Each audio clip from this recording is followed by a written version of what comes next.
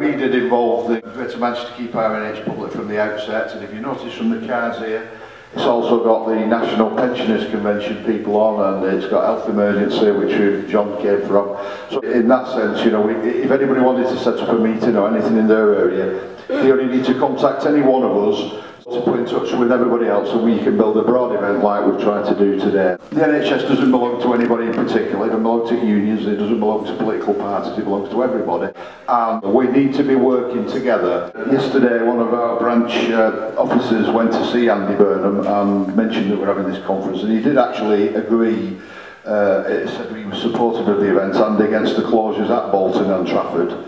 So we've got him down as having said that. He did also say, and he agreed with us, that the government has broken its election pledges in terms of ring fencing the spending on the NHS, which the Tories did say they were going to increase in real terms year on year, and he did say he would put a fight up in Parliament to expose the fact that the Tories have completely lied over that and that they had no mandate for what they were doing.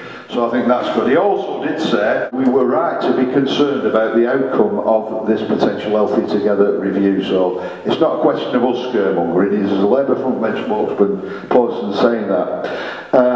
And he also did suggest that people might go away and try to read the NHS Constitution, because we could legally challenge possibly some of the decisions that are going on. He also has agreed to speak at one of our meetings in the Lee area, which our branch was organising, which I can assure you would attract a lot bigger audience than if our branch by itself was just organising, and you know, possibly several hundred people. So I think that is useful.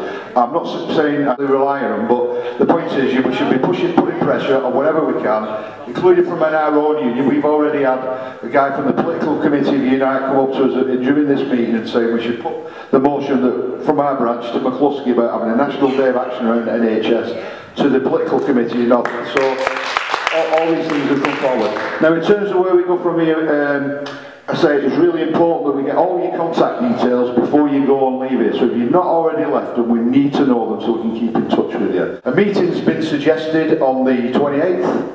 There's no venue yet. I don't know whether people favour that. I mean, I personally can't make it, but I don't need to be at it. Is that suitable to people? Are people happy with that? So, is there a venue that's been suggested? Would it be reasonable? I don't know. Is that?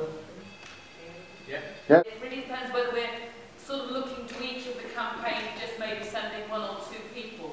Well, Matt, to suggest that's what we do is we get each group, or there's a group of you, I know the people from Bury are not organised yet, but from amongst you and the ones from Stockport, if you send somebody who can come and report back to the rest of them, and that we do work on this idea of a week of action. I would like to suggest that one of the things we do agree on, if we're having a demonstration in the Manchester area, we coincide that with the London one, and that we also argue for every other area in the country to coincide demonstrations on that day as well.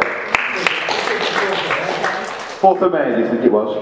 Well, if it is the 4th of May, we can put it out and we can say we've agreed that here, and I think we can send that news to people in London that we will be marching with them. And I would suggest we'll get more people on demonstrations like that in all these various urban areas than we will by trying to get everybody down to London, because, you know, easier to travel to for a start.